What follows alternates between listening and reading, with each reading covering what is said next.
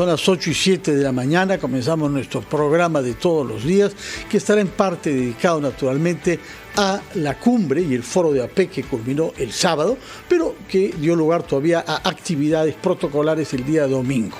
Y para eso, en ausencia de Mávila Huertas, a la que echaremos de menos hoy, está nuestra compañera Valeria Fuertes, editora de Economía de RPP, que ha pasado más tiempo que nadie, yo creo, en los espacios de la APEC y que está informada con mucho detalle. Adelante, Valeria, buenos días. ¿Qué tal, don Fernando? Un saludo a usted, un saludo, por supuesto, al público que a esa hora se está sintonizando en la multiplataforma, en radio y en televisión. Como bien usted lo ha señalado, más de 10 horas diarias de jornada periodística de transmisión ininterrumpida, por supuesto, de RPP desde el Centro de Convenciones de Lima, en San Borja.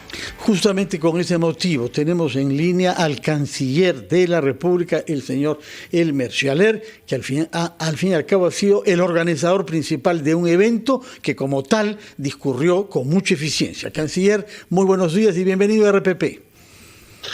Muy buenos días, señor Carvalho, señora Fuertes. Lamento mucho no estar presente físicamente con ustedes en estudios, pero tengo un resfrío que prefiero no contagiarlo. Comprendemos muy bien y muchas gracias por ese detalle, señor canciller. Dichas las felicitaciones por la organización de APEC en todas sus actividades, hemos quedado con algunas dudas, puesto que se nos anunció desde el primer momento y desde antes que habría una declaración de Lima. Finalmente, la presidenta Dina Boluarte, en sus palabras finales, no hizo referencia a esta declaración, habló de una declaración de Ishma, que como sabemos es la etnia que vivía en el Valle de Lima antes de la llegada de los incas, y mencionó también una hoja de ruta de Lima, pero no hubo plazos para esta hoja de ruta. Quisiera que nos diga qué es lo que sucedió, por qué se cambió de nombre y por qué no conocemos el tenor de esa declaración. Bueno, empiezo por el final, señor Carvalho, por supuesto. Sí, ya están, entiendo, colgadas en la página web de APEC Perú 2024 las tres declaraciones que eran las que debían haber aprobado los líderes. La primera es efectivamente vamos a llamarla por su nombre ya correcto final, que es la declaración política de los líderes, que es, digamos, la que sintetiza y globaliza absolutamente todo lo que se trabajó a lo largo del año APEC Perú 2024. Esta lleva por nombre Declaración de Machu Picchu. Después, correctamente usted lo ha dicho, hay una declaración de Ishma, ¿no es cierto?, de Pachacamac, de Ishma, yo lo prefiero, que es la que quizás sea la más importante, por lo menos a mi modo de ver, porque habla de cómo vamos a hacer para llevar a nuestros agentes económicos que hoy día están en la informalidad hacia la formalidad. Y después está la declaración de la hoja de ruta de Lima, que es justamente aquella de la informalidad, ¿no? Ahora, canciller, sí quería consultarle sobre el tema de los plazos, porque, a ver, el éxito, ¿no?, de estos acuerdos se va viendo con el tiempo y cuán palpable, digamos, suele ser. En el tema de la hoja de ruta de Lima y la declaración de Ishma, por favor, coméntenos cuáles son los plazos que ha previsto el gobierno para conocer y que el peruano de a pie también sienta que esto ha servido, ¿no? Estos acuerdos firmados y consensuados han servido. Sí, mire, en el caso de la hoja de ruta de Lima, estamos hablando de que esto empieza a ponerse en práctica, todos estos marcos regulatorios, todas estas estrategias para llevar a la formalidad a aquellas personas que tienen sus actividades económicas informales. Esto empieza el próximo año. Esto empieza el 2025 y la idea es que ayudándonos unos a otros, es decir, en el Asia-Pacífico en su conjunto, conjunto tengamos resultados tangibles sustantivos Es decir, cada ¿va año. a caer la informalidad más del 70%? ¿A eso se refiere, canciller? No, 70% en meses, que es lo que falta para 2025, muy complicado, por supuesto. No, para el 2025. ¿No? Claro, para el 2025, caer la formalidad en 70% es en realidad querer tapar el sol con un dedo, ¿no es cierto? Vamos a empezar a esto y el plazo final que nos hemos dado es el 2040. El 2040. Desde el año próximo vamos a empezar a trabajar conjuntamente en el Asia-Pacífico sobre este tema. Hay que recordar además de que este es un asunto que cada economía tiene que hacerlo por sí misma, es decir, los marcos regulatorios, las leyes, las facilidades, el financiamiento más sencillo, la tributación más directa, más simple, etcétera. Esas son medidas que tienen que tomar cada economía por sí misma, pero tenemos nosotros una ventaja al hacerlo en el marco del Asia-Pacífico. Uno, que vamos a intercambiar experiencias, algo muy importante, porque eso nos va a permitir ver qué cosas se hizo con éxito y qué cosas se hizo sin éxito, ¿no es cierto? En primer lugar, vamos a poder intercambiar también todo lo que significa asistencia técnica. Quizás hay algunas cosas, por ejemplo, regulación y normatividad, que tuvo éxito en alguna otra economía. Eso lo vamos a poder hacer también en la nuestra, ¿no es cierto? Y tercero, que es algo muy, muy importante, es que la idea es que tengamos el espacio económico, que significa 3.000 millones de personas en el Asia-Pacífico, a disposición como el mercado a ser conquistado por los informales que pasen a la formalidad. Esto es muy importante porque sin duda alguna hay costos asociados en esa transición. Y por eso es que nosotros, el Perú, lo ha planteado por primera vez en APEC con éxito en un solo envión, digamos, y vamos a ver de hacer esto permanentemente. Okay. Canciller, permítanos ir por favor a una breve pausa, después de la cual tenemos otras preguntas que hacerle, tanto sobre la PEC propiamente tal, como de las actividades diplomáticas que se han producido paralelamente, nada menos que 2 visitas de Estado y 5 oficiales en el curso de una única semana, de manera que ha habido bastante actividad. Nos va a decir, por favor, qué resultados han ofrecido esas 7 visitas que hemos organizado simultáneamente al desarrollo de APEC. Primero vamos a la pausa y retomamos nuestra conversación con el canciller de la República, embajador Elmer Schaller.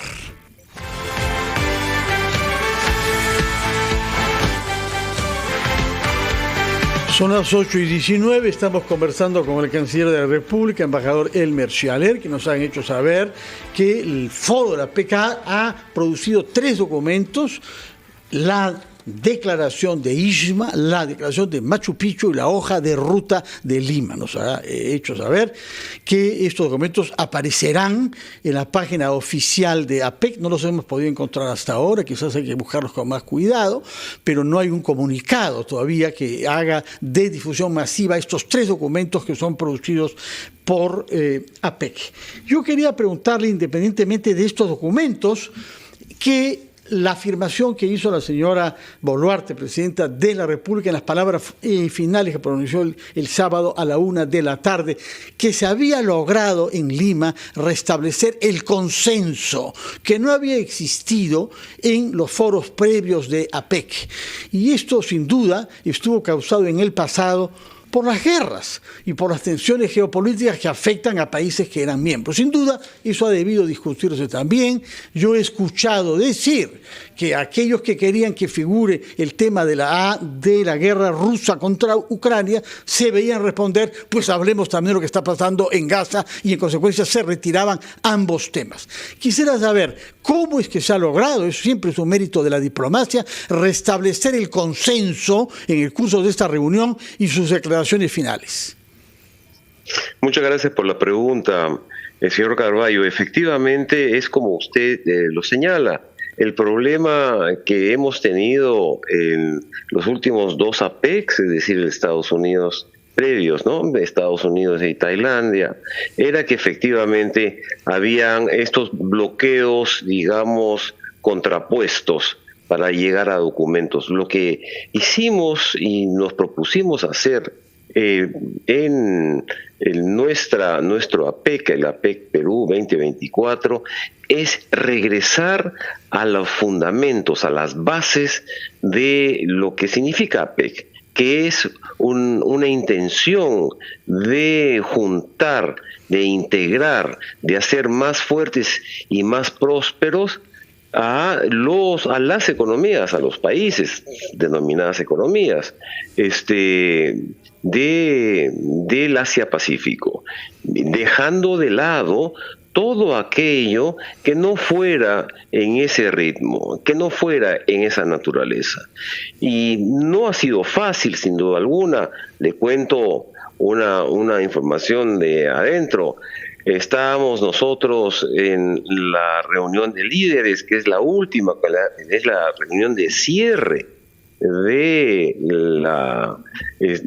la PEC 2024, y todavía faltaban 20 minutos o 30 minutos para lograr cerrar esa reunión, y no habíamos concluido la negociación de por lo menos 2 de los documentos de los 3 que se aprobaron. Uh-huh. Sin embargo, tanto la capacidad y habilidad de los negociadores nuestros, como la comprensión, y eso hay que resaltarlo siempre, la comprensión por parte de los negociadores de las otras economías, es que logramos que a golpe de mediodía del día sábado teníamos ya cerradas los 3 documentos que iban a ser adoptados por los líderes, la reunión de líderes de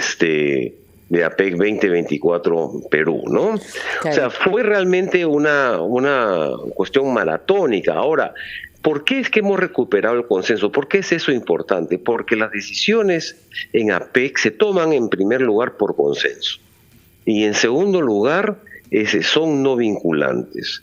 Claro, son no vinculantes porque yo no me quiero comprometer, pero si yo estoy de acuerdo con algo y doy, digamos, mi aprobación a la misma, pues ya me comprometí, ¿no es verdad?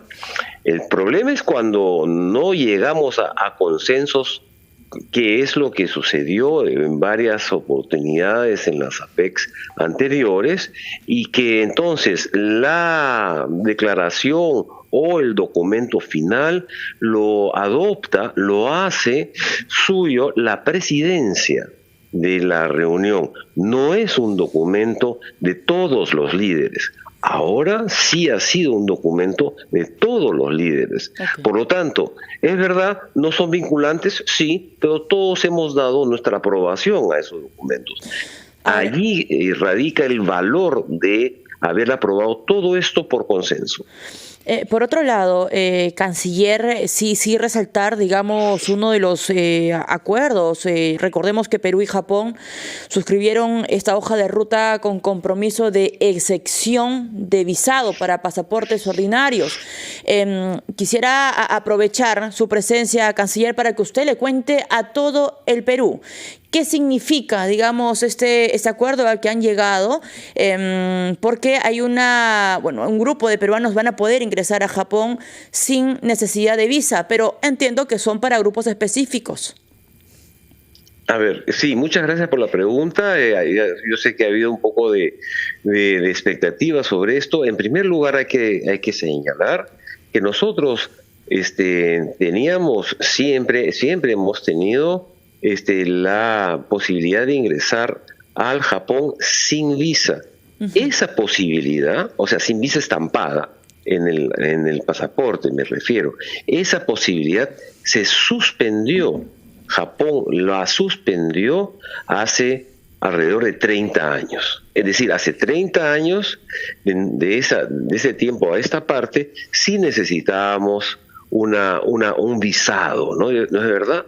Bueno, Japón ha anunciado que ha levantado unilateralmente esa condición para poder ingresar a su país para aquellos detentores de los pasaportes ordinarios y para visitas de corta duración, lo que nosotros conocemos como visa de turismo, ¿no es cierto? Esto lo ha anunciado el primer ministro Ishiba en la visita oficial que hizo a Palacio de Gobierno, que ha hecho al Perú el día domingo, el día de ayer. Y se va a tomar un par de meses para poder implementar todo esto en los sistemas administrativos y de migraciones japoneses.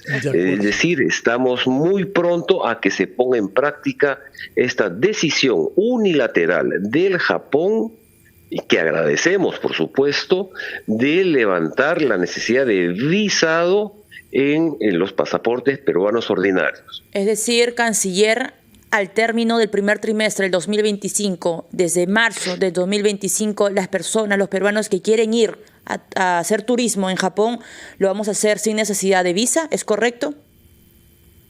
Bueno, yo no sé si sea al término del primer trimestre, yo confío que será un poquito antes, porque los sistemas japoneses de administración interna y de migraciones son altamente eficientes, pero no tenemos una fecha definida por las mismas autoridades japonesas.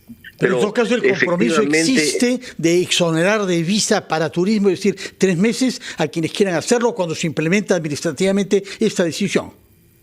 Exactamente. Todavía no, de acuerdo. Yo quisiera regresar a un tema que tiene que ver con la organización de toda esta semana, porque ha coincidido APEC, como lo sabemos muy bien, con la inauguración del puerto de Chancay. Y esto ha dado un protagonismo especial al presidente chino Xi Jinping, que por lo demás realizaba una visita de Estado al Perú.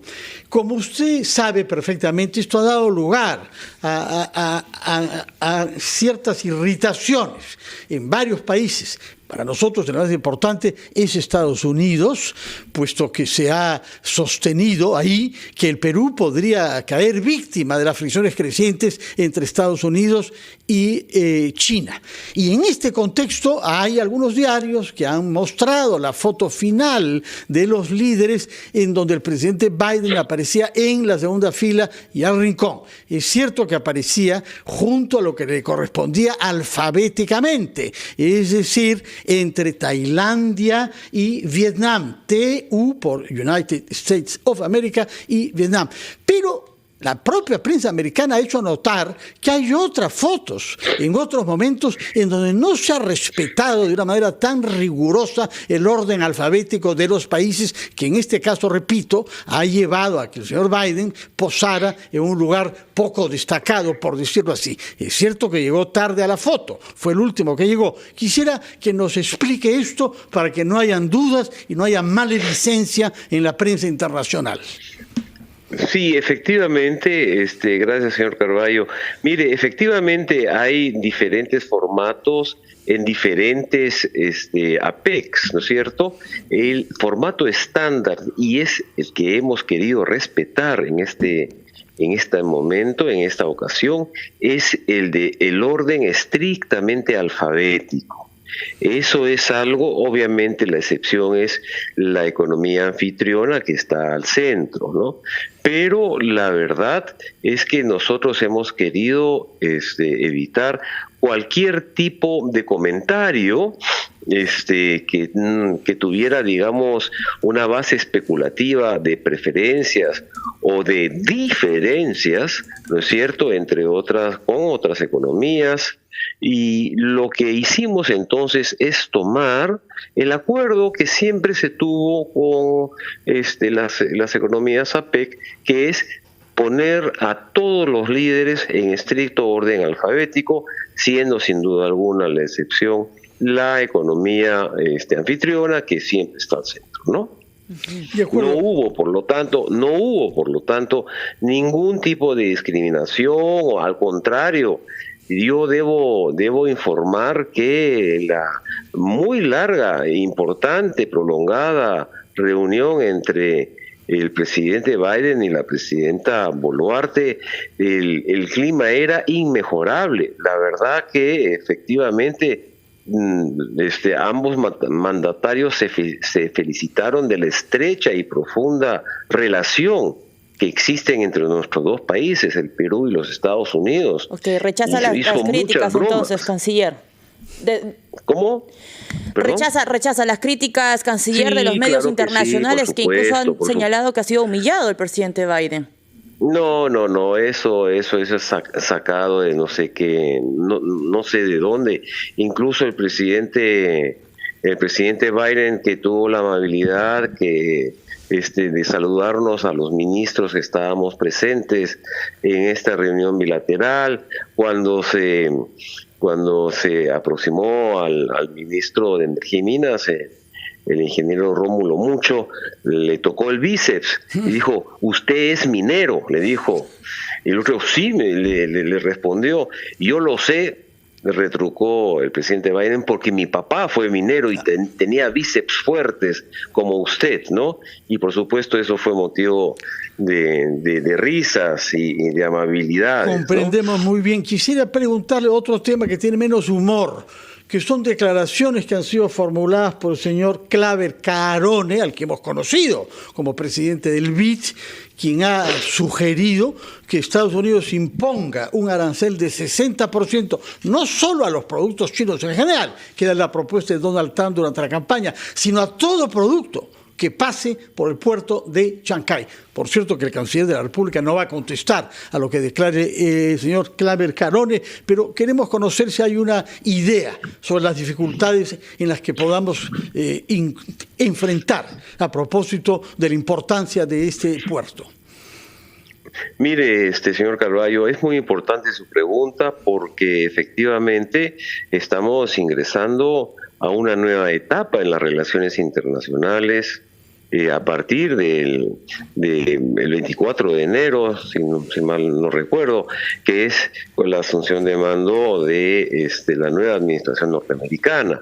Entonces, y sin duda alguna es tan significativa el rol que juega Estados Unidos en el mundo, que efectivamente van a cambiar algunas cosas, no solamente por las declaraciones ya realizadas del entonces candidato Trump. Ahora, yo tomaría esto con mucha serenidad, con mucho cuidado. Por supuesto que estamos estudiando todos los escenarios posibles. La verdad es que si para algo nos sirve la historia, hemos visto que en la primera administración de Donald Trump no nos fue mal, comercialmente y políticamente hablando, con los Estados Unidos. Estrechamos aún más nuestras relaciones comerciales, de inversiones y políticas también. No tendría que haber ninguna diferencia en esta oportunidad. Usted me dice, bueno, pero ¿y el puerto de Chancay? Claro, bueno, no había el puerto de Chancay hace años, ¿no, canciller?